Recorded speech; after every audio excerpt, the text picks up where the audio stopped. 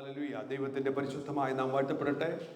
ഇന്ന് പകൽക്കാലം വീണ്ടും ദിവസത്തിൽ ഒരുമിച്ച് അല്പസമയങ്ങളും കൂടെ ആയിരിക്കാൻ ദൈവമായ കർത്താവ് അവസരം നൽകുന്ന ഓർത്ത് സ്തോത്രം ചെയ്യുന്നു. തുടർന്നുള്ള അല്പസമയം ദൈവവചനം കേൾക്കുവാൻ, ദൈവവചനം ഒരുമിച്ച് ചിന്തിക്കുവാൻ, അതാ നമ്മുടെ ആത്മീക ജീവിതത്തിന് ഉത്തേജനമായി തീരുവാൻ ദൈവം സഹായിക്കട്ടെ. Praise God. ഹല്ലേലൂയ.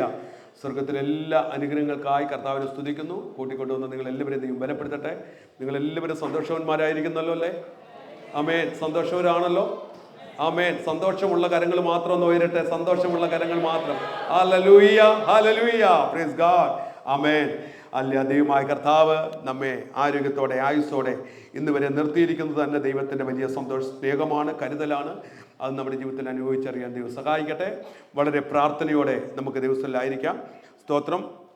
ഞാൻ ഇന്ന് ദൈവാത്മാവ് തന്ന ഒരു വ്യത്യസ്തമായ ദൈവവചന ഭാഗം നിങ്ങളുമായി അല്പമായി ചിന്തിക്കുവാനും ആണ് താല്പര്യപ്പെടുന്നത്. ദൈവവചനം, the power of the word of God, ദൈവവചനത്തിൻ്റെ ശക്തി എന്ന വിഷയം. അതിനുള്ള ബന്ധത്തിൽ ചില കാര്യങ്ങൾ വചനത്തിൽ നിന്ന് ഓർപ്പിക്കാൻ താല്പര്യപ്പെടുന്നു. ആധാരമായി ഒരു വേദഭാഗം വായിച്ച് നമുക്ക് മുന്നോട്ട് പോകാം. 1 തെസ്സലോനിക്ക ലേഖനം 2-ാം അധ്യായം അതിൻ്റെ 13-ാം വാക്യം. 1 തെസ്സലോനിക്ക ലേഖനം 2-ാം അധ്യായം അതിൻ്റെ 13-ാം വാക്യം. ഞങ്ങൾ പ്രസംഗിച്ച ദൈവവചനം നിങ്ങൾ കേട്ടോ, മനുഷ്യന്റെ വചനമായിട്ടല്ല, സാക്ഷാത്താകുന്നത് പോലെ ദൈവവചനമായിട്ട് തന്നെ കൈക്കൊണ്ടതിനാൽ ഞങ്ങൾ ദൈവത്തെ ഇടപെടാതെ സ്തുതിക്കുന്നു. മതി. വിശ്വസിക്കുന്ന നിങ്ങളിൽ അത് വ്യാപരിച്ചുകൊണ്ടിരിക്കുന്നു. മതി. ഞങ്ങൾ പ്രസംഗിച്ച ദൈവവചനം നിങ്ങൾ കേട്ടു, മനുഷ്യന്റെ വചനമായിട്ടല്ല, സാക്ഷാൽ ആകുന്നത് പോലെ ദൈവവചനമായിട്ട് തന്നെ കൈക്കൊണ്ടതിനാൽ ഞങ്ങൾ ദൈവത്തെ ഇടപെടാതെ സ്തുതിക്കുന്നു. വിശ്വസിക്കുന്ന നിങ്ങളിൽ അത് വ്യാപരിച്ചു കൊണ്ടിരിക്കുന്നു. ആമേൻ. ദൈവവചനത്തിന് ശക്തിയുണ്ട് അല്ലേ? ഹല്ലേലൂയ. ആമേൻ. തിരുവചനത്തിനകത്ത് കാണുവാൻ കഴിയുന്നത് ദൈവവചനത്തിൻ്റെ ശക്തിയാണ്. തിരുവചനത്തിൻ്റെ ആദ്യോട് അവസാനം നമുക്ക് വ്യക്തമായി കാണാൻ കഴിയുന്ന ദൈവവചനത്തിൻ്റെ ശക്തി, അല്ലെങ്കിൽ അതിൻ്റെ എത്രമാത്രം പവർഫുള്ളാണ് ദൈവവചനം എന്നുള്ളതിനെ കുറിച്ച് തിരുവചനത്തിൽ നമുക്ക് കാണാൻ കഴിയുന്നുണ്ട്. ഉൽപ്പത്തി മുതൽ നമ്മൾ പഠിക്കുമ്പോൾ അത് തന്നെയാണ് നമുക്ക് കാണാൻ കഴിയുന്നത്. ദൈവവചനത്തിന് രണ്ട് വശമുണ്ട്. 2 dimension of the word. Number 1, ഒന്ന് എഴുതപ്പെട്ട വചനം, ദൈവവചനം, എഴുതപ്പെട്ട വചനം അല്ലേ? അതാണ് നമുക്ക് ലഭിച്ചിരിക്കുന്ന ഈ തിരുവചനം. ആമേൻ. ഇതിനകത്ത് പ്രവചനങ്ങളുണ്ട്, ചരിത്രങ്ങളുണ്ട്, ലേഖനങ്ങളുണ്ട്. മാത്രമല്ല, സ്തോത്രം, അങ്ങനെ പലവിധമായ കാര്യങ്ങൾ ഉൾക്കൊണ്ട വചനമാണ്. 1500-ൽ പരം വർഷങ്ങൾക്ക് കൊണ്ട് 40-ൽ പരം എഴുത്തുകാരാൽ വിവിധ ഭാഗങ്ങളിൽ, ദേശത്തിൻ്റെ വിവിധ ഭാഗങ്ങളിൽ, ലോകത്തിൻ്റെ വിവിധ ഭാഗങ്ങളിൽ, വിവിധ സാഹചര്യങ്ങളിൽ, വിവിധ പശ്ചാത്തലങ്ങളിൽ ഇരുന്നു കൊണ്ട് വിവിധ വ്യക്തികളാൽ എഴുതപ്പെട്ട ആ പുസ്തകമാണ് ഈ തിരുവചനമെങ്കിലും ഇതിനകത്ത് പറഞ്ഞിരിക്കുന്ന അടിസ്ഥാനപരമായ കാര്യം ഒന്നേയുള്ളൂ. അത് മനുഷ്യന്റെ വീണ്ടെടുപ്പും മനുഷ്യന്റെ രക്ഷയുമാണ്. അത് യേശുക്രിസ്തുവിൽക്കുള്ള മനുഷ്യന്റെ രക്ഷ. പഴയ നിയമം പഠിച്ചാലും പുതിയ നിയമം പഠിച്ചാലും, പഴയ നിയമം ഇതിനൊക്കെയും പലപ്പോഴും നിഴലായി നിൽക്കുമ്പോൾ പുതിയ നിയമത്തിൽ ഇതിനെല്ലാം പൊരുൾ നമുക്ക് കാണാൻ കഴിയും. ഏത് ഭാഗങ്ങൾ നമ്മൾ പഠിച്ചാലും അതിലെ ഒറ്റ കാര്യമാണ് ചൂണ്ടിക്കാണിക്കുന്നത്: യേശുക്രിസ്തുവിൽക്കുള്ള മാനവരാശിക്കുള്ള മനുഷ്യന്റെ രക്ഷ. ഈ വിഷയമാണ് ഈ തിരുവചനത്തിനകത്ത് ആദ്യോടെ അവസാനം നമുക്ക് കാണാൻ കഴിയുന്നത്. സ്തോത്രം. വിവിധ സ്ഥലങ്ങളിൽ നിന്ന് എഴുതിയ ഭാഗങ്ങളാണെങ്കിലും അല്ലെ മനുഷ്യവംശത്തിന്റെ വീണ്ടെടുപ്പാണ് ഈ വചനം. ഈ വചനത്തിനും, ഈ എഴുതപ്പെട്ട വചനത്തിനും എന്തുണ്ട്? ശക്തി ഉണ്ട്. ഹല്ലേലൂയ. ഇത് ഒരു പവർഫുൾ തിങ്സ് ആണ്. ദൈവവചനം വളരെ ശക്തിയുള്ളതാണ്. എത്ര പേര് വിശ്വസിക്കുന്നു ഇതിന് ശക്തിയുണ്ട്? ഇതിന് ശക്തിയുണ്ട്. ഹല്ലേലൂയ. ഞാൻ ഒരു സംഭവം നിങ്ങളോട് പറയാം. ഞാൻ വർഷങ്ങൾക്ക് മുമ്പ് GFAയിൽ വർക്ക് ചെയ്തിരുന്ന ഒരു കാലഘട്ടം. ആമേൻ. അവിടെ ഒത്തിരി ഈ അന്ന് ഉള്ള ഒരു സമയമാണ് ആത്മീയ യാത്ര. നിങ്ങൾക്ക് എത്ര പേർക്ക് കേട്ടിട്ടുണ്ട് ആത്മീയ യാത്ര? ഇന്ന് നമ്മുടെ ഡോക്ടർ KP യോഗൻ അന്നത്തെ കാലത്ത് ശക്തിയോടെ പറയുന്ന, പ്രഭാതം എഴുന്നേറ്റ് റേഡിയോ ഓൺ ചെയ്യുമ്പോൾ കേൾക്കുന്ന ഒരു ശബ്ദം ആത്മീയ യാത്ര. അല്ലെ, നിങ്ങൾ ആരെങ്കിലും കേട്ടിട്ടുണ്ടോ? അത് ആത്മീയ യാത്ര കേട്ടിട്ടുണ്ടോ? ഉണ്ട്. സത്യം. ഇന്നത്തെ ജനറേഷൻ ഒന്നും അറിയത്തില്ലെങ്കിലും അന്നത്തെ എല്ലാവർക്കും അറിയാം. രാവിലെ പല വീടുകളിലും നമ്മൾക്ക് കേൾക്കുന്ന ആദ്യത്തെ ദശം ഇത് ഡോക്ടർ KP യോഹന്നാൻ ആത്മീയ യാത്ര ഒരു പാട്ടൊക്കെ പാടി അല്ലേ? സ്തോത്രം. ഇങ്ങനെ കേട്ട വചനങ്ങൾ, ഈ വചനം ഇങ്ങനെ കേട്ട് അട്ടപ്പാടിയിൽ നിന്ന് ഞങ്ങൾക്കൊരു ലെറ്റർ ലഭിക്കാനിടയായി. അട്ടപ്പാടിയിൽ നിന്ന് അതിനകത്ത് എഴുതിയിരുന്ന ഇങ്ങനെയാണ്. സ്തോത്രം സാറേ, കാരണം ഇതിൻ്റെ മറുപടി ഇത്തിരി ലെറ്റേഴ്സാണ്, ആയിരക്കണക്കിന് ലെറ്റേഴ്സാണ് ഓരോ ദിവസം വരുന്നത്. അതിനകത്ത് അട്ടപ്പാടിയിൽ നിന്ന് വന്ന ഒരു ലെറ്റർ ഇങ്ങനെയാണ്. അദ്ദേഹത്തിന് ഒരു മനുഷ്യൻ, അദ്ദേഹത്തിന് വായിക്കാൻ അറിയത്തില്ല, എഴുതാൻ അറിയത്തില്ല. ജീവിതത്തിൽ വായിച്ചിട്ടുമില്ല, എഴുതാനും അറിയില്ല. പക്ഷേ അദ്ദേഹത്തിന് ഒരു ബൈബിൾ അദ്ദേഹത്തിൻ്റെ കൈവശമുണ്ട്. ഒരു ബൈബിളുണ്ട്. ഒരു ദിവസം KP യോഹന്നാൻ പ്രസംഗിച്ചു കൊണ്ടിരുന്നപ്പോൾ ഇതിൽ കൂടെ പറഞ്ഞു, സ്തോത്രം, നിങ്ങൾ ഇരിക്കുന്ന ഇരിപ്പിടത്തിൽ ദൈവത്തിന് നിങ്ങളെ സൗഖ്യമാക്കാൻ കഴിയും, ദൈവത്തിന് നിങ്ങൾക്ക് പ്രവർത്തിക്കാൻ കഴിയും. ഈ മനുഷ്യൻ അതുപോലെ അങ്ങ് വിശ്വസിച്ചിട്ട് ഈ മനുഷ്യൻ ചെയ്തെന്തെന്നറിയുമോ? അദ്ദേഹം വളരെ കടുത്ത ആസ്പെറ്റിക് പേഷ്യൻ്റാണ്.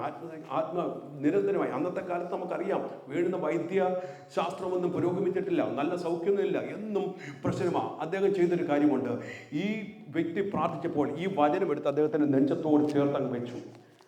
ഈ വചനം നെഞ്ചത്തോട് ഇങ്ങനെ ചേർത്ത് വെച്ചിട്ടുണ്ടല്ലോ, ഇദ്ദേഹം ഒന്ന് പ്രാർത്ഥിച്ചു, കർത്താവേ, ഈ വചനത്തിന് ശക്തി ഉണ്ടല്ലോ, എനിക്കിത് വായിക്കാൻ അറിയത്തില്ല, എനിക്കിതിൻ്റെ കണ്ടന്റ് അറിയത്തില്ല, എന്നാൽ ഇതിന് ശക്തിയുണ്ടെന്ന് ഞാൻ വിശ്വസിക്കുന്നു.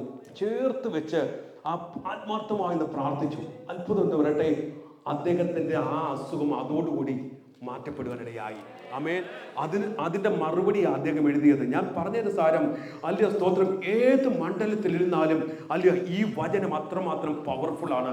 അദ്ദേഹത്തിൻ്റെ ആ വിശ്വാസത്തോടെ, ആ പ്രാർത്ഥനയല്ല, അദ്ദേഹത്തിൻ്റെ വിശ്വാസത്തോടെ നെഞ്ചോടൊന്ന് ചേർത്ത് വെച്ചപ്പോഴുണ്ടല്ലോ, ഞാൻ വിശ്വസിക്കുന്നു ഇതിൻ്റെ ഉള്ള പവർ അദ്ദേഹത്തിൻ്റെ ഉള്ളിലേക്ക് വ്യാപരിച്ചു. ഇന്ന് പകൽക്കാലം ഈ വചനം കേട്ടുകൊണ്ടിരിക്കുമ്പോൾ നിങ്ങൾക്കൊന്നും ചെയ്യാൻ കഴിയത്തില്ലെങ്കിലും വചനം എടുത്ത് മുറുകെ പിടിച്ചാലുണ്ടല്ലോ, ഇതിനകത്ത് വ്യാപരിക്കുന്ന ഒരു ശക്തി നിന്റെ ശരീരത്തെ വ്യാപരിപ്പരടിയായും.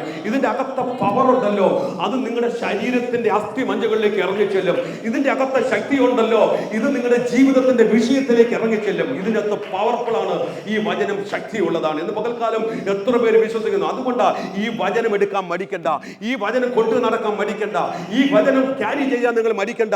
കാരണം ഇതിനകത്ത് ശക്തിയുള്ളതാ, വചനം ശക്തിയുള്ളതാ. ഇന്ന് പകൽക്കാലവും ഈ വചനം വളരെ ശക്തിയോടെ വ്യാപരിച്ചു കൊണ്ടിരിക്കുകയാണ്. Praise God, hallelujah. നമ്മൾ വിശ്വസിക്കാൻ തയ്യാറാകണം. ഈ വചനത്തിന് എൻ്റെ ജീവിതത്തിന്മേൽ ചിലത് ചെയ്യാൻ കഴിയും. ഈ വചനത്തിനകത്തിന്റെ തലമുറയെ എത്രയോ ആയിരങ്ങളെ വ്യതിയാനപ്പെടുത്തിയതാ ഈ വചനം.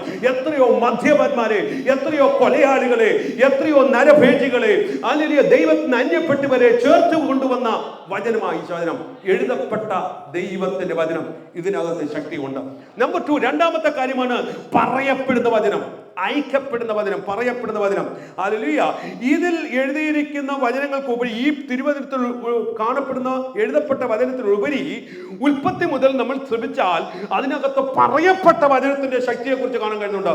വായെന്ന് അരുളി ചെയ്ത വചനത്തിന്റെ ശക്തി, അതാണ് സ്തോത്രം. ഉൽപ്പത്തി പുസ്തകം മുതൽ കർത്താവായ ദൈവം തന്നെ പ്രാരംഭത്തിൽ കാണാൻ കഴിയുന്നുണ്ട്. അല്ല സ്തോത്രം, ആകാശം ഭൂമി ഉണ്ടാകട്ടെ എന്ന് കൽപ്പിച്ചപ്പോൾ, ഹല്ലേലൂയ, സൂര്യചന്ദ്രങ്ങൾ ഉണ്ടാകട്ടെ എന്ന് കൽപ്പിച്ചപ്പോൾ, മനുഷ്യൻ ഉണ്ടാകട്ടെ എന്ന് കൽപ്പിച്ചപ്പോൾ, ഹല്ലേലൂയ, സ്തോത്രം, അല്ല സകല പക്ഷികളും മൃഗജാലങ്ങളും ഉണ്ടാകട്ടെ എന്ന് കൽപ്പിച്ചപ്പോൾ, പറയപ്പെട്ട ശക്തിയാണ്. ഇതൊക്കെ പറയപ്പെട്ട വചനം. അങ്ങനെ ആ പറയപ്പെട്ട വചനം, അല്ലെങ്കിൽ ഈ അഖിലാണ്ടത്തെ മുഴുവനും ഈ പറയപ്പെട്ട വചനത്തിലാണ് സൃഷ്ടിച്ചത്. സകലവും ഉണ്ടാകട്ടെ എന്ന് കൽപ്പിച്ചപ്പോൾ ഉണ്ടാകി. ഹല്ലേലൂയ. ചെങ്കടലിനെ വിഭജിച്ചതും, ഹല്ലേലൂയ, സ്തോത്രം, ഹല്ലേലൂയ, നമ്മൾ ചിന്തിക്കുമ്പോൾ സൂര്യനെയും ചന്ദ്രനെയും പിടിച്ചു നിർത്തിയതും, മഴ പെയ്യരുത് എന്ന് പറഞ്ഞപ്പോൾ പെയ്യാതിരുന്നതും, അതല്ല മഴ പെയ്യണമെന്ന് പറഞ്ഞപ്പോൾ പെയ്യുന്നതും, ഇതൊക്കെയും പറയപ്പെട്ട വചനത്തിന്റെ ശക്തിയാണ്. ആമേൻ. അപ്പോൾ നമ്മൾ പറയുന്ന വചനത്തിനകത്ത് എന്തുണ്ട്? ശക്തിയുണ്ട്. ഹല്ലേലൂയ. പുതിയ നിയമത്തിൽ നമുക്ക് കാണുന്നുണ്ട്, കർത്താവ് തന്നെ നമ്മോട് പറഞ്ഞൊരു കാര്യമുണ്ട്.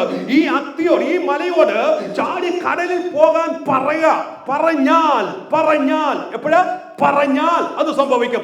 അങ്ങനെയെങ്കിൽ നിങ്ങൾ പറയുന്ന വചനത്തിനൊത്ത് ശക്തിയുണ്ട്. ഇന്ന് പകൽക്കാലം ചിലതൊക്കെ വിശ്വാസത്തോടെ പറഞ്ഞാൽ അത് നടക്കും. അല്ലെങ്കിൽ നിങ്ങൾ ഇരിക്കുന്ന ഇടപ്പത്ത് നിങ്ങളുടെ തലമുറയെ നോക്കി രോഗത്തെ ഭാരപ്പെടുന്നുവോ? വിശ്വാസത്തോടെ പറയണം. പറയുന്ന വാക്കിന് ശക്തിയുണ്ട്. അതാണ് റീമിയായി വ്യാപരിക്കുന്നത്. എങ്ങനെ ദൂരെയായാലും, അല്ലെങ്കിൽ നമ്മൾ ഇന്ന് കഴിഞ്ഞ ദിവസം കേട്ടതുപോലെ ഏറ്റവും വളരെ വേഗത്തിൽ സഞ്ചരിക്കാൻ കഴിയുന്ന ഒന്നേ ഉള്ളൂ, അത് വചനമാണ്. ആമേൻ.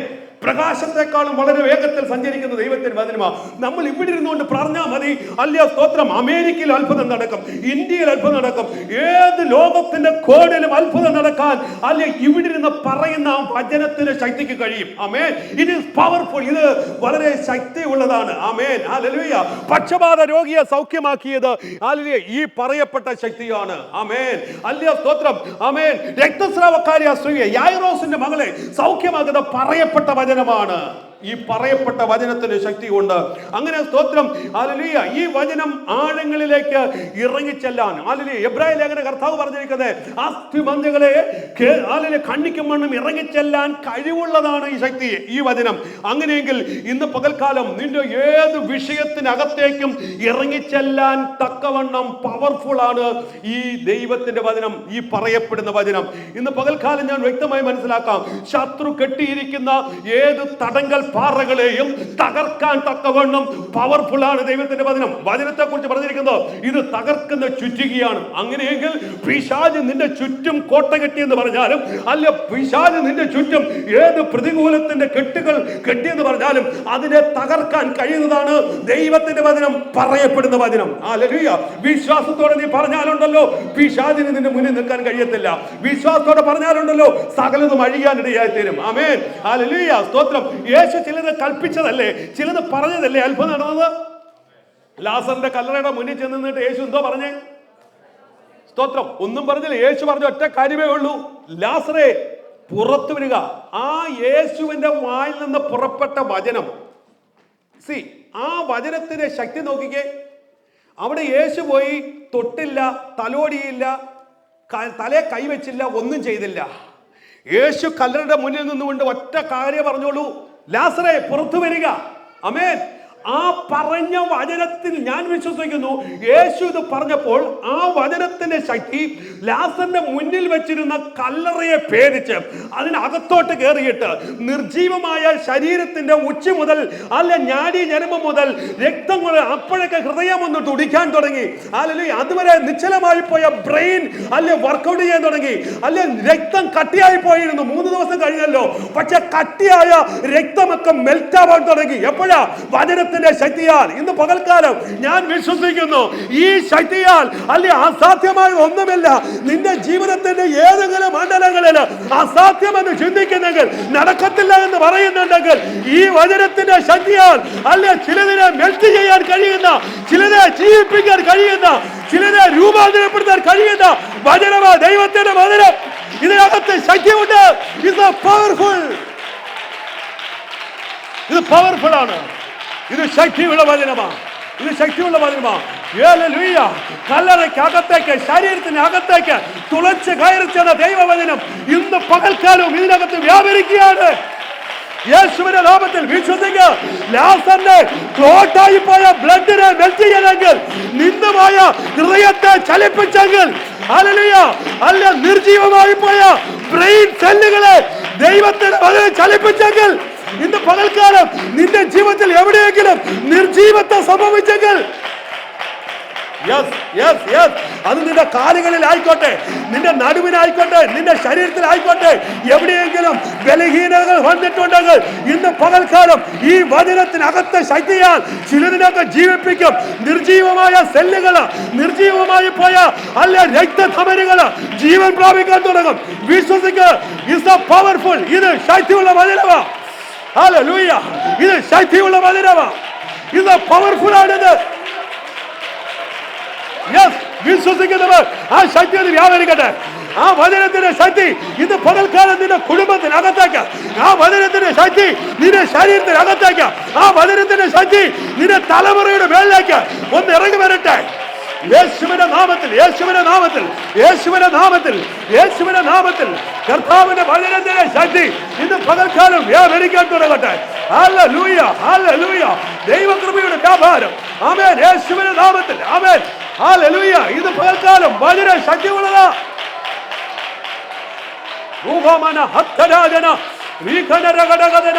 ഞാൻ വിശ്വസിക്കുന്നു, ഇന്ന് പകൽ ഇതിനകത്തിരിക്കുന്ന ചെറുതുമേൽ ആ വചനത്തിന്റെ ശക്തി വ്യാപരിക്കുന്നു. അല്ല ലാസന്റെ ശരീരത്തിൽ വ്യാപരിച്ച, ഹല്ലേലൂയ, നിർജീവമായി പോയ മണ്ഡലങ്ങളിൽ വ്യാപരിച്ച, ഗതിഹീനമായ മണ്ഡലങ്ങളിൽ വ്യാപരിച്ച ആ ദൈവ ശക്തി ഇതിനകത്ത് നിന്റെ നിർജീവത്വമുള്ള മണ്ഡലങ്ങളിൽ, ബലഹീനപ്പെട്ടു പോയ മണ്ഡലങ്ങളിൽ, പ്രതീക്ഷയറ്റുപോയ മണ്ഡലങ്ങളിൽ ഇന്ന് പകൽ ആ ശക്തിയുടെ വ്യാപാരം. പവർഫുൾ. ഒന്ന് എഴുതപ്പെട്ട വചനം, 2 പറയപ്പെട്ട വചനം. Hello, come on with me. 1 എഴുതപ്പെട്ട വചനം, 2 പറയപ്പെട്ട വചനം. ആമേൻ. പറയപ്പെട്ട വചനം റീമയാ. അതല്ലേ, അത് അതിവേഗം പോകുന്നത്, അതിവേഗം പായുന്നതാണ്. ആമേൻ. അല്ലെ, നിങ്ങൾ ഇവിടെ ഇരുന്നോണ്ട് പറഞ്ഞാൽ മതി, അത്ഭുതം അങ്ങ് ദൂരെ നടക്കും. അല്ലെങ്കിൽ എത്ര വിദൂരിയായാലും ആമേൻ, അങ്ങനെ അത്ഭുതങ്ങൾ നടക്കുന്നത്. ആമേൻ. ഉദാഹരണം കാണാൻ കഴിയുന്നുണ്ടോ? യേശു എന്റെ അരികെ വന്ന, എനിക്ക് വന്ന് ശതാധിപനാന്ന് തോന്നുന്നു, അല്ല സ്തോത്രം, യേശുവിന്റെ അരികെ വന്നപ്പോൾ യേശു പറഞ്ഞു, നീ പൊയ്ക്കോ, അല്ലേ നിന്റെ മകൻ സൗഖ്യമാക്കിയിരിക്കുക. എത്ര ദൂരമുണ്ട്? 2 ദിവസം നടന്നാ വന്നേ, വളരെ ദൂരം യാത്ര ചെയ്താ വന്നേ. പക്ഷെ യേശു പറഞ്ഞ മാത്രയിൽ എന്ത് സംഭവിച്ചു? അവിടെ സൗഖ്യം സംഭവിച്ചു. അങ്ങനെയെങ്കിൽ ഇന്ന് പകൽക്കാലം അല്ല, നീ എവിടെ ഇരുന്നാലും, നീ അധികാരത്തോടെ പറഞ്ഞാലുണ്ടല്ലോ, ഇത് പവർഫുൾ ആണ്, അത് അതിവേഗത്തിലോടും. നിന്റെ നാട്ടിൽ അല്ല, നീ പ്രശ്നത്തിലാണോ, നിന്റെ നാട്ടിൽ മാതാവോ പിതാവോ രോഗത്തിലാണോ, പ്രതിസന്ധിയാണോ, വിശ്വസിക്കാൻ തയ്യാറാണ്. ഓ ഹല്ലേലൂയ, ഹല്ലേലൂയ. ഓ യേശുവിന്റെ നാമത്തിൽ അത് സംഭവിക്കട്ടെ, അത് സംഭവിക്കട്ടെ. ഇന്ന് പകൽക്കാലം നിർജീവമായ ചില മണ്ഡലങ്ങളുടെ മേലെ, പ്രതീക്ഷ അറ്റുമായ ചില മണ്ഡലങ്ങളുടെ മേലെ ആ ദൈവശക്തിയുടെ വ്യാപാരം, ആ ദൈവശക്തിയുടെ വ്യാപാരം, ആ ദൈവശക്തിയുടെ വ്യാപാരം, ആ ശക്തിയുടെ വ്യാപാരം ചില നിർജീവ മണ്ഡലങ്ങളുടെ ജീവൻ പിടിപ്പിക്കട്ടെ. ഓ ചില രോഗത്തിന്റെ മണ്ഡലങ്ങളുടെ മേലെ ദൈവശക്തിയുടെ വ്യാപാരം വെളിപ്പെട്ടുവട്ടെ. ഓ യേശുവിന്റെ നാമത്തിൽ, യേശുവിന്റെ നാമത്തിൽ ആ ശക്തിയുടെ വ്യാപാരം അല്ല, നിർജീവമായ നാഡി ഞരമ്പുകളുടെ മേലെ, അസ്ഥികളുടെ മേലെ, അല്ല അല്ല സ്തോത്രം, ഓട്ടമില്ലാതെ മണ്ഡലങ്ങളുടെ മേലെ ദൈവശക്തിയുടെ വ്യാപാരം വെളിപ്പെടട്ടെ യേശുവിന്റെ നാമത്തിൽ. ഇത് പകൽക്കാലം അത്ഭുതം, അത്ഭുതം, അത്ഭുതം, അത്ഭുതം, അല്ല പ്രതീക്ഷ രോഗത്തിന്റെ മണ്ഡലങ്ങളിൽ ദൈവശക്തിയുടെ വ്യാപാരം ഇന്ന് പകൽ ആ ശക്തി വിശ്വസിക്കുക, വിശ്വസിക്കുക. കർത്താവ് വിശ്വസിക്കുന്നവർ കരങ്ങളിൽ തട്ടി കർത്താവിനെ സ്തുതിക്കട്ടെ. വിശ്വസിക്കുന്നവർ ആത്മാവിൽ ദൂരത്തെടുക്കട്ടെ. ഇപ്പോൾ ഈ പറയുന്ന വചനം നിന്റെ കുടുംബത്തിന്റെ വിടുതലായി വ്യാപരിക്കുക. ഈ പറയുന്ന വചനം ഒരു സൗഖ്യമായി വ്യാപരിക്കുക. ഈ പറയുന്ന വചനം ഒരു വിടുതലായി വ്യാപരിക്കുക യേശുവിന്റെ നാമത്തിൽ. Hallelujah, hallelujah, hallelujah, hallelujah. യേശുവിന്റെ നാമത്തിൽ അയക്കപ്പെട്ട വചനം, 1 എഴുതപ്പെട്ട വചനം, 2 പറയപ്പെട്ട വചനം. ഈ വചനത്തെ കുറിച്ചാണ് പൗലോസ് ഇവിടെ പറയുന്നത്. നമ്മൾ വായിച്ച വേദഭാഗത്തിലേക്ക് വരുമ്പോൾ അവിടെ ഇങ്ങനെയാണ് പറഞ്ഞിരിക്കുന്നത്. വീണ്ടും വായിച്ചു.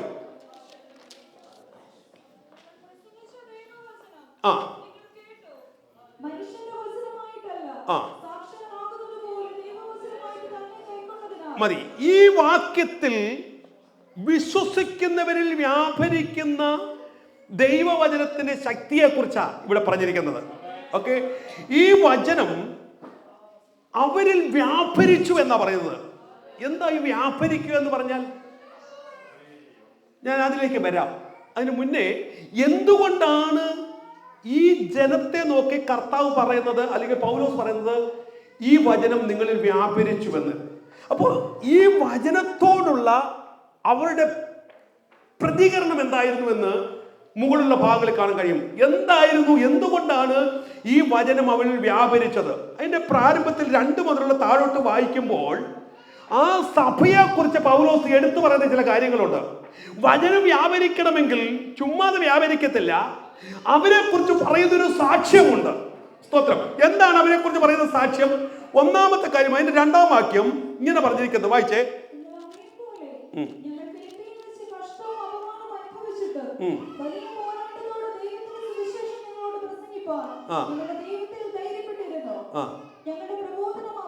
അല്ലല്ല, അതിന്റെ 3-ാം വാക്യം, 1:3, 1:3, 1-ാം അധ്യായം 3-ാം വാക്യം.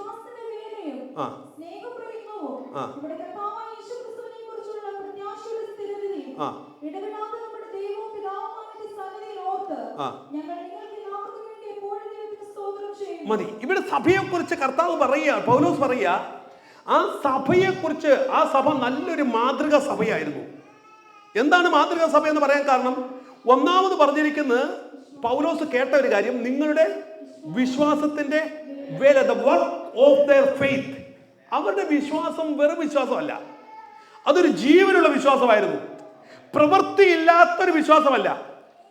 അവരുടെ വിശ്വാസം എന്ത് ചെയ്തു? അവിടെ പറഞ്ഞിരിക്കുന്നു, അവരുടെ വിശ്വാസത്തെ കുറിച്ച് ഇവിടെ പൗലോസ് സാക്ഷ്യം പറയുക. അത് മാത്രമല്ല, അവരെ കുറിച്ച് പറഞ്ഞിരിക്കുമ്പോൾ അവരുടെ വിശ്വാസം അവിടെ മാത്രമല്ല, ലോകത്തിലെല്ലാവരും പ്രസിദ്ധമാണ്. പ്രസിദ്ധമാവണമെങ്കിൽ എന്തെങ്കിലുമൊക്കെ പെക്യുലാരിറ്റി ഉണ്ടാകണം. അതിന്റെ 8-ാം വാക്യം വായിച്ചേ.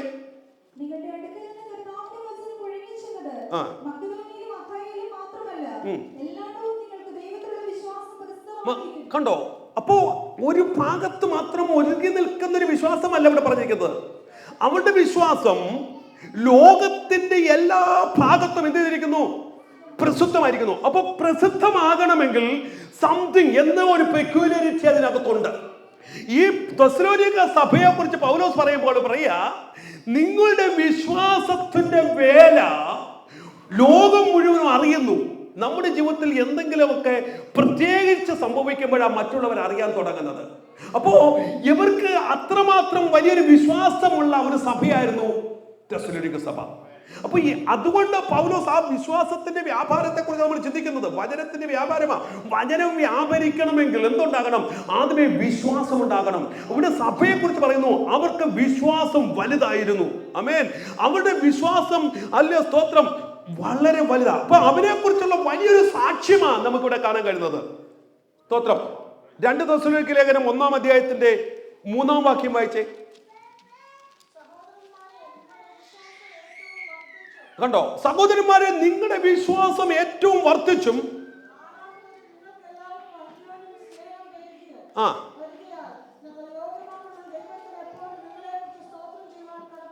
അതിന്റെ 12-ാം വാക്യം.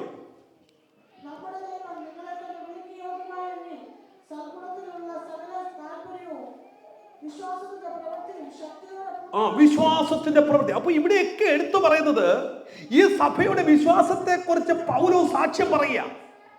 കാരണം അവരുടെ വിശ്വാസം അത്രമാത്രം എടുത്തു പറയുന്നതാ. അപ്പൊ അവരുടെ നല്ലൊരു ഗുണത്തെ കുറിച്ച് പൗലോസ് അവരോട് തന്നെ സാക്ഷ്യം പറയുക. സ്തോത്രം. നമ്മുടെ ജീവിതത്തിൽ നമ്മുടെ വിശ്വാസവും നമ്മുടെ പ്രവൃത്തിയും നമ്മൾ ജീവിച്ചിരിക്കുന്ന കാലഘട്ടത്തിൽ സാക്ഷ്യം പറയണം. ഇന്ന് ഒത്തിരി സാക്ഷ്യം വരുന്നപ്പോഴാണെന്നറിയാമോ? നമ്മൾ പോലും കേൾക്കാതെ നാട്ടുകാർ വന്ന് സാക്ഷ്യം പറഞ്ഞിട്ട് പോലെ. ആർക്കറിയാം ഉള്ളതാണോ ഇല്ലാത്തതാണോ എന്ന് നമുക്ക് തന്നെ അറിയത്തില്ല. ജീവിച്ചിരിക്കുമ്പോൾ സാക്ഷ്യം കേൾക്കണം. ഇവിടെ സഭയെ കുറിച്ച് പൗലോസ് സാക്ഷ്യം പറയുന്നത്, അവരോട് ലേഖനം എഴുതി പറയാം, നിങ്ങളുടെ വിശ്വാസത്തിൽ ഞാൻ അഭിമാനം കൊള്ളുന്നു, നിങ്ങളുടെ വിശ്വാസത്തിന്റെ വർദ്ധനയിൽ ഞാൻ സന്തോഷിക്കുന്നു, നിങ്ങളെ വിശ്വസിക്കുന്നതിൽ വർദ്ധിക്കുന്നതിൽ ഞാൻ കർത്താവിന് സ്തോത്രം ചെയ്യുന്നു. ഇത് പറയാൻ കഴിയണം. എന്നെ നോക്കി, നിങ്ങളുടെ സഹോദരന്മാരെ നോക്കി, അങ്ങോട്ടും ഇങ്ങോട്ടും നോക്കി പറയുന്ന, സഹോദര, നിന്റെ വിശ്വാസത്തിൽ ഞാൻ സന്തോഷിക്കുന്നു, നിന്റെ ധൈര്യത്തിൽ ഞാൻ സന്തോഷിക്കുന്നു. മരിച്ചിട്ട് കിടക്കുമ്പം അല്ലെങ്കിൽ എല്ലാം കഴിഞ്ഞ് മൂക്കി പഞ്ഞിയും വെച്ച് പെട്ടിക്കകത്ത് കിടക്കുമ്പം തന്നു പറയുന്ന സാക്ഷ്യമല്ല സാക്ഷ്യം. സാക്ഷ്യം പറയണത് ജീവിച്ചിരിക്കുമ്പോൾ പറയണം. ഹല്ലേലൂയ. ഇവിടെ സഭയെ കുറിച്ച് പൗലോസ് പറയുന്നു, ഹല്ലേലൂയ, അവരുടെ വിശ്വാസം ഏറ്റവും വലുത്. രണ്ടാമത്തെ കാര്യം പറയാ, അവരുടെ സ്നേഹ പ്രയത്നം. ഹല്ലേലൂയ. അവരുടെ സ്നേഹ പ്രയത്നം എന്ന് പറഞ്ഞാൽ അവരുടെ അങ്ങോട്ടും ഇങ്ങോട്ടുമുള്ള സ്നേഹത്തെ കുറിച്ച് ഞാൻ കേട്ടെന്ന് സഭയെ കുറിച്ച് പറയാ. സ്തോത്രം. അവരുടെ പരസ്പരമുള്ള സ്നേഹം. Hallelujah, hallelujah. എല്ലാം മാറിപ്പോകുമ്പോഴും മാറിപ്പോകാത്ത ഒന്നാ പരസ്പരമുള്ള സ്നേഹം. ഇവിടെ വിശ്വാസികളെ സംബന്ധിച്ചുള്ള പൗലോസ് പറയാ, നിങ്ങളുടെ പരസ്പരമുള്ള സ്നേഹത്തെ ഞാൻ ഓർത്ത് സ്തോത്രം ചെയ്യാം. ആമേൻ. ഈ സാക്ഷ്യമാണ് ദൈവസഭയെ കുറിച്ച് ആഗ്രഹിക്കുന്നത്. ഹല്ലേലൂയ. നമ്മുടെ മുഖത്ത് നോക്കി കാണിക്കുന്ന സ്നേഹമല്ല സ്നേഹം. മനസ്സിലാവുന്നുണ്ടോ? അതിനേക്കാൾ ഉപരി നമ്മൾ ദൂരത്തായിരിക്കുമ്പോഴും എവിടെയായിരിക്കുമ്പോഴും നമ്മെ സ്നേഹിക്കുന്ന ഒരുവനുണ്ടല്ലോ എന്ന് ചിന്തിക്കുന്ന വലിയ കാര്യം. ഇവിടെ പൗലോസ് പറയുക, നിങ്ങളുടെ സ്നേഹത്തിന്റെ പ്രയത്നം. ആമേൻ. അതിന്റെ 4-ാം അധ്യായം 9-ാം വാക്യം വായിച്ചേ.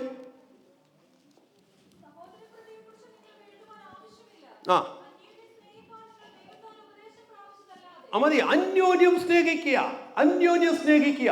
സഹോദരങ്ങളെ, നമ്മൾ ക്രിസ്തുവിന്റെ രക്തത്തിൽ വിലയ്ക്ക് വാങ്ങപ്പെട്ട ദൈവത്തിന്റെ മക്കളാണെങ്കിൽ നമ്മൾ എന്ത് ചെയ്യണം? സ്നേഹമുണ്ടോ? നമ്മുടെ കൂട്ടിരിക്കുന്ന സഹോദരനെ കുറിച്ച് സ്നേഹമാണോ അതോ മറ്റു പലതുമാണ് നമ്മുടെ ഉള്ളിലുള്ളത്? സ്നേഹിക്കാൻ കഴിയണം. പരസ്പരമുള്ള സ്നേഹം. ഹല്ലേലൂയ. ഇവിടെ പൗലോസ് അവരെ കുറിച്ച് പറയുന്നത് നിങ്ങളുടെ പരസ്പരമുള്ള സ്നേഹം. വേഗത്തിൽ ഞാൻ പോകുക. മൂന്നാമത്തെ കാര്യം, അവരുടെ പ്രത്യാശയുടെ സ്ഥിരത. അവരുടെ പ്രത്യാശ. ഹല്ലേലൂയ, സ്തോത്രം. എന്താണ് പ്രത്യാശ? സ്വർഗത്തിൽ നിന്ന് കർത്താവ് വീണ്ടും മടങ്ങി വരും എന്നുള്ള പ്രത്യാശ. ആ ഉറപ്പ് അവർക്കുണ്ട്. ആമേൻ. എന്നിട്ട് അതിനുശേഷമാ പൗലോസ് പറയുന്നത്, എന്നിട്ട് സഭ ഇത്രയും നല്ല ഗുണങ്ങൾ ഉണ്ടായതിനു ശേഷം പൗലോസ് അവരെ കുറിച്ച് പറയുന്ന ഭാഗമാണ് 13-ാം വാക്യം. നിങ്ങൾ എങ്ങനെ സഭയുടെ ദൈവവചനം എങ്ങനെ കൈക്കൊണ്ടു?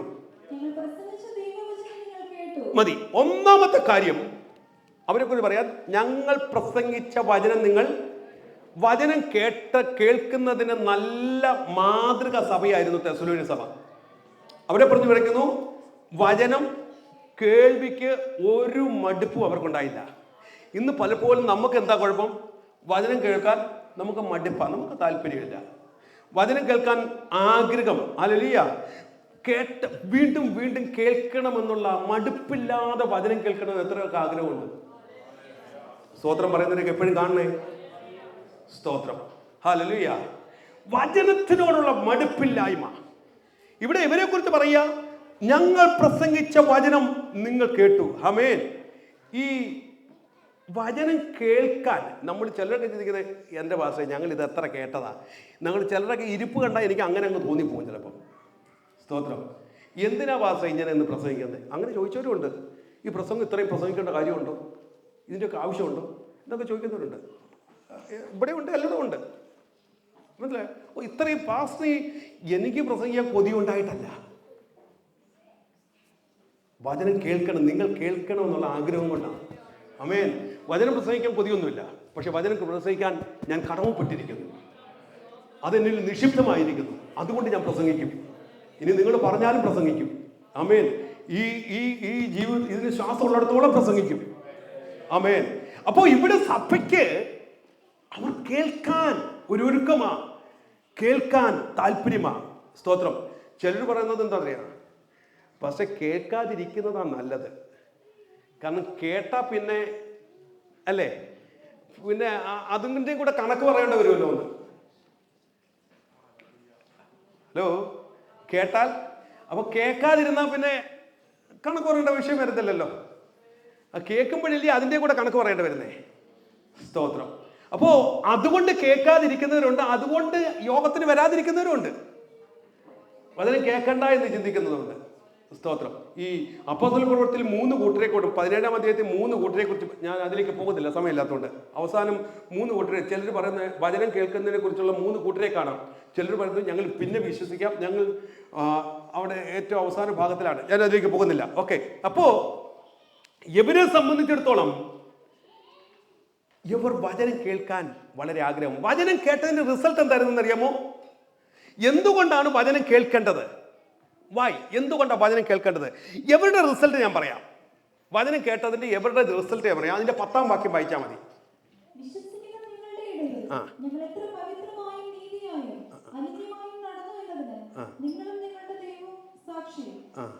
അല്ല, അവർ വിഗ്രഹങ്ങളെ വിട്ട് ദൈവത്തെ ആരാധിച്ച് എന്നൊരു ഭാഗമുണ്ട്. സ്തോത്രം.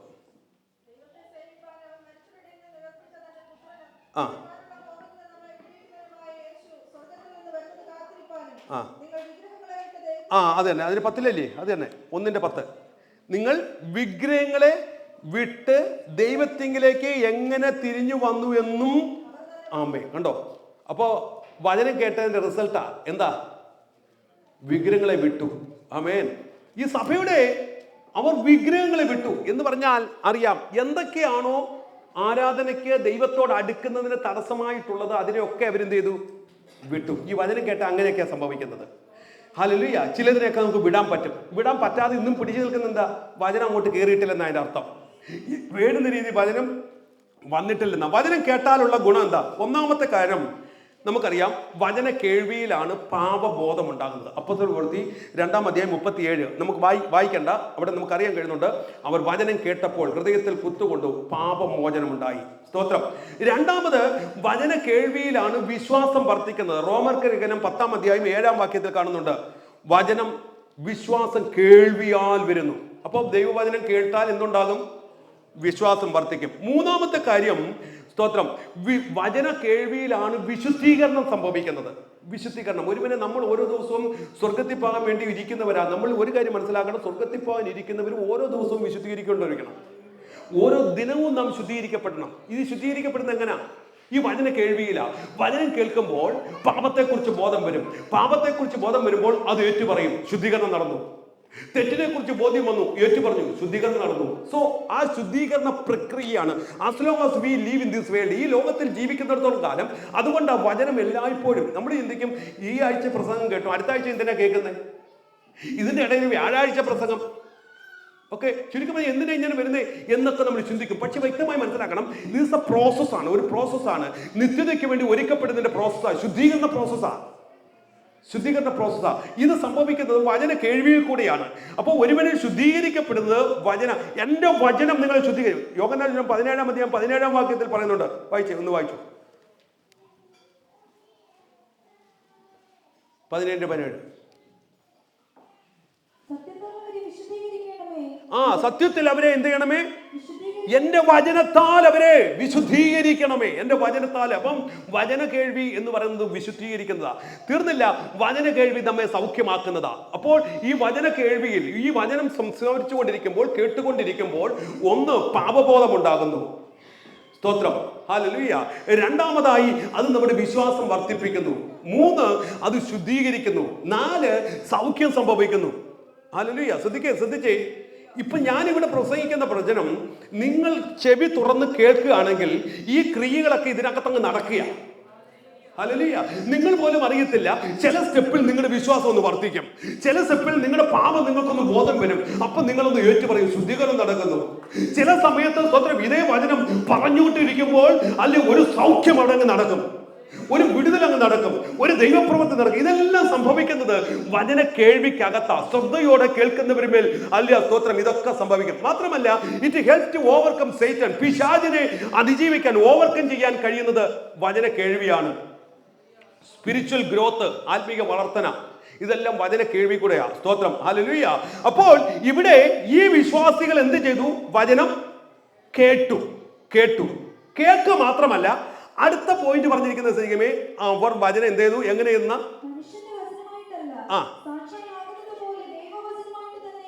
2 അവർ വചനം കൈക്കൊണ്ടു. 1 അവർ വചനം കേട്ടു, 2 വചനം എന്ത് ചെയ്തു? കൈക്കൊണ്ടു. എങ്ങനെ വചനം കൈക്കൊണ്ടേ?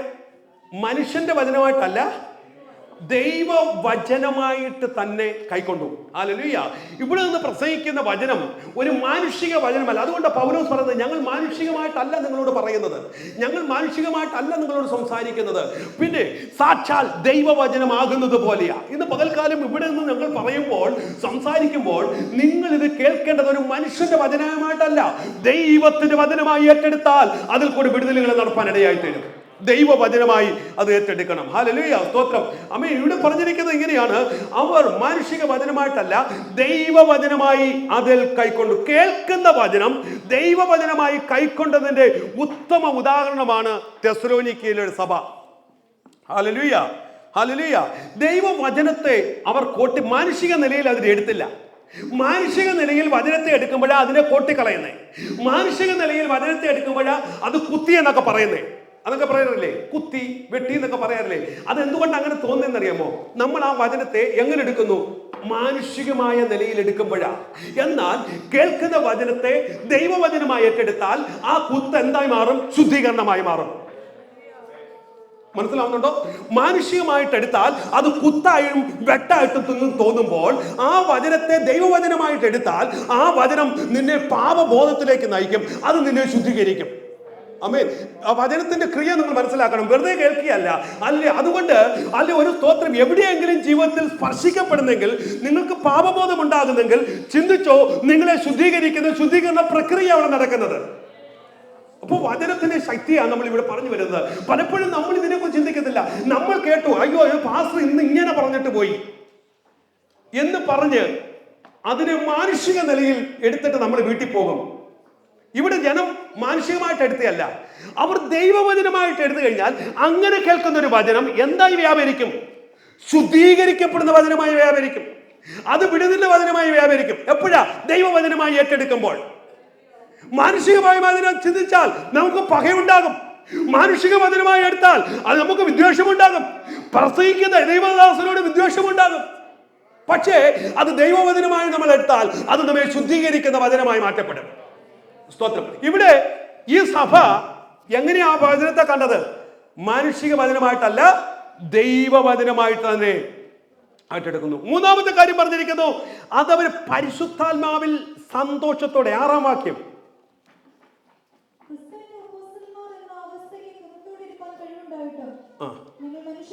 അല്ലല്ലോ, 1-ാം അധ്യായത്തിന്റെ 6-ാം വാക്യം. കണ്ടോ എങ്ങനെ അവർ വചനം കൈക്കൊണ്ടേ? പരിശുദ്ധാത്മാവിൽ സന്തോഷത്തോടെ. ഹല്ലേലൂയ. മാനുഷിക നിലയിൽ കഷ്ടതയിലിരിക്കുക, എന്നാൽ ആത്മനിർഭരമുള്ള ദൈവമക്കൾക്ക് അതിൻ്റെ ഇടയിൽ സന്തോഷിക്കാൻ കഴിയും. കാരണം ആ കഷ്ടതയ്ക്കകത്തും കയറി വരുന്ന വചനം പരിശുദ്ധാത്മാവിൽ ഏറ്റെടുക്കുക. അപ്പോൾ ഇന്ന് പകൽക്കാലം നിങ്ങൾ വചനം കേൾക്കേണ്ടത് മാനുഷിക നിലയിലല്ല, ആത്മാവിൽ വചനം ഏറ്റെടുക്കണം. പരിശുദ്ധാത്മാവിൽ വചനം കേട്ടു. അങ്ങനെ അവിടെ പറഞ്ഞിരിക്കുന്നത്, അവർ വചനം കേട്ടത് പരിശുദ്ധാത്മാവിൽ വചനം കേട്ടു, പരിശുദ്ധാത്മാവിൽ വചനം കൈക്കൊണ്ടു. ഇന്ന് പകൽക്കാലം ഈ ദൈവവചനം വ്യാപരിക്കുന്ന ഏത് മണ്ഡലത്തിലാണെന്ന് ഞാൻ പറഞ്ഞു വരുന്നത്. 13-ാം വാക്യത്തിൽ നമ്മൾ വായിച്ചു, വചനം വ്യാപരിച്ചു കൊണ്ടിരിക്കുക. ആരില്ല, എങ്ങനെയാ വ്യാപരിക്കുന്നത്? ആ വചനത്തെ പരിശുദ്ധാത്മാവിൽ നിങ്ങൾ കൈക്കൊള്ളുമ്പോൾ, ഇന്ന് പകൽക്കാലം ഇതിനകത്തിരിക്കുന്ന ദൈവമക്കളെ ഞാൻ പറയാം, വചനത്തെ പരിശുദ്ധാത്മാവിൽ കൈക്കൊണ്ടാൽ വചനം വ്യാപരിക്കാൻ തുടങ്ങും, വചനം പ്രവർത്തിക്കാൻ തുടങ്ങും. ഇവിടെ അവർ പരിശുദ്ധാത്മാവിൽ വചനം ഏറ്റെടുത്തു. ഞാൻ വേഗത്തിൽ പറയുക. അടുത്ത ഭാഗം പറയുന്നത്, അവർ സൗമ്യതയോടെ ആ വചനത്തെ കൈക്കൊണ്ടു. 1:19. സൗമ്യതയോടെ വചനത്തെ കൊണ്ട്, അവിടെ അല്ല, സ്തോത്രം, യാക്കോബിന്റെ ലേഖനത്തിലാണ്, അതിലേക്ക് ഞാൻ പോകുന്നില്ല. അപ്പം സൗമ്യതയോടെ ദൈവവചനം കൈക്കൊണ്ടു. എങ്ങനെ കൈക്കൊള്ളണം? എല്ലാ അഴുക്കും ദുഷ്ടതയും സകലതും വിട്ട് സൗമ്യതയോടെ. യാക്കോബിന്റെ ലേഖനം 1:19, 21 മുതൽ 23 വരെയുള്ള വാക്യങ്ങളിലൊക്കെ നമുക്ക് കാണാൻ കഴിയുന്നുണ്ട്. അവർ വചനത്തെ സൗമ്യതയോടെ, എല്ലാ അഴുക്കും ദുഷ്ടതയും എല്ലാം വിട്ട് എന്ത് ചെയ്തു? സൗമ്യതയോടെ വചനത്തെ കൊണ്ടു. ആമേൻ, ഹല്ലേലൂയ, സ്തോത്രം. അപ്പോ ദൈവവചനത്തിന്റെ വീണ്ടും പറഞ്ഞിരിക്കുന്നു, നിങ്ങൾ വചനത്തെ വിശ്വാസത്തോടെ അതിനെ കൈക്കൊള്ളണം. ആമേൻ, സ്തോത്രം. വിശ്വാസത്തോടെ കൈക്കൊള്ളണം. അപ്പോ കേട്ട വചനം ഈ വിശ്വാസത്തോടെ കൈക്കൊണ്ടില്ല എങ്കിൽ, നിങ്ങൾ ഇവിടെ ശ്രദ്ധിക്കുന്ന കുഞ്ഞുങ്ങൾ, what's going on there? Okay, കേൾക്കുന്ന വചനം എബ്രായ ലേഖനത്തിൽ പറഞ്ഞിരിക്കുന്നു, അത് വിശ്വാസമായി എന്ത് ചെയ്തില്ല അല്ലേ? അങ്ങനെ പറഞ്ഞു. 4-ാം വാക്യമാണോ എബ്രായ ലേഖനം? വാക്യം 2. ഓക്കെ, കണ്ടോ എന്തുകൊണ്ട് വിശ്വാസമായി പരിണമിക്കാത്തത്? വിശ്വാസത്തോടെ ഏറ്റെടുക്കാഞ്ഞതുകൊണ്ടാണ്. അപ്പൊ തെസ്സലോനിയ സഭയെ സംബന്ധിച്ചുള്ള അവര് പറയുക, ആ വചനം അവർ വിശ്വാസത്തോടെ കൈക്കൊണ്ടു. സ്തോത്രം, ഹല്ലേലൂയ. ജീവിതത്തിൽ അനുസരിക്കാൻ തയ്യാറായി. അപ്പോൾ എന്തുകൊണ്ടാണ് ദൈവവചനം കൈക്കൊള്ളണം? ഇവിടെ പറഞ്ഞിരിക്കുന്നു, 1, തെസ്സലോനിയ വിശ്വാസികൾ വചനം കേട്ടു. 2, സ്തോത്രം, വചനം കൈക്കൊണ്ടു. എന്തുകൊണ്ടാണ് നാം കൈക്കൊള്ളേണ്ടത് എന്നുള്ളതിനെ കുറിച്ച് പല ഭാഗങ്ങൾ പറയുന്നുണ്ട്. ഞാൻ വേഗത്തിൽ പറഞ്ഞങ്ങ് വിടാം. 1, അത് നിന്റെ പ്രാണനെ തണുപ്പിക്കുന്നതാണ് ദൈവത്തിന്റെ വചനം. 2, ദൈവത്തിന്റെ വചനം പ്രതിഫലം നൽകുന്നതാണ്. 3, ദൈവത്തിന്റെ വചനം വഴി കാട്ടുന്നതാണ്. 4, സ്തോത്രം, ഹല്ലേലൂയ, നിന്റെ കാലുകളെ സ്ഥിരപ്പെടുന്നതാണ്. 5, ജീവൻ പ്രദാനം ചെയ്യുന്നതാണ്. അപ്പോൾ ദൈവവചനത്തിന് ഒത്തിരി കാര്യങ്ങളുണ്ട്. അതുകൊണ്ട് ദൈവവചനം കൈക്കൊള്ളണം. അങ്ങനെ ഇനി 13-ാം വാക്യത്തിലേക്ക് ഒന്നുകൂടെ വന്നേ. ഞങ്ങളുടെ പ്രസംഗിച്ച, ശ്രദ്ധിച്ച് കേൾക്കണം, വാക്യം ശ്രദ്ധിച്ച് വായിക്കുക. പ്രസംഗിച്ച ദൈവവചനം നിങ്ങൾ കേട്ടു.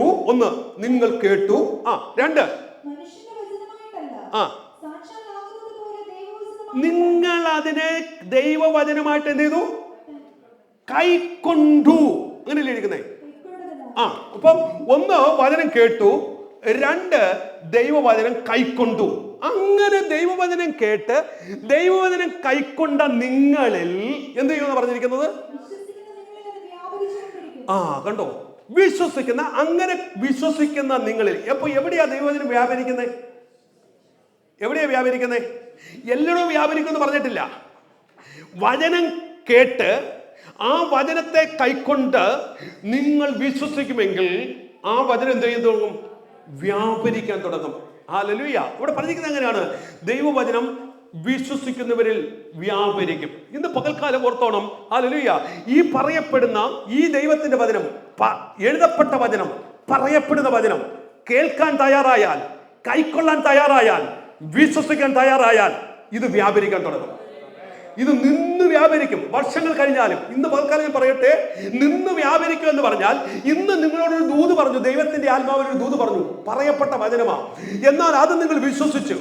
നിങ്ങളത് കേട്ടു, നിങ്ങളത് കൈക്കൊണ്ടു, നിങ്ങൾ വിശ്വസിച്ചാലുണ്ടല്ലോ, വർഷങ്ങൾ കഴിഞ്ഞാലും, ഇന്ന് പ്രാരംഭത്തിൽ കേട്ടതുപോലെ ദർശനത്തിനൊരു അവധി വെച്ചിട്ടുണ്ട്. കാലങ്ങൾ കഴിഞ്ഞാലും അതത് വരും, നിശ്ചയം. എന്ത് കാരണം? അതൊരു നിശ്ചയമാണ്, ഒരു ഉറപ്പാണ്. ആ ഉറപ്പ ഈ വചനത്തിൽ കൂടെ ഇന്ന് പകൽക്കാലം ഇതിനകത്തോട്ട് പകരപ്പെടുന്നത്. എന്താണ്? നിങ്ങൾ കേട്ട വചനം, നിങ്ങൾ കൈക്കൊണ്ട വചനം, നിങ്ങൾ വിശ്വസിച്ച വചനം നിങ്ങളുടെ ഉള്ളിലേക്ക് അത് വ്യാപരിക്കാൻ തുടങ്ങും. ഇത് പകൽക്കാലം കണ്ണുകൾ അടയട്ടെ.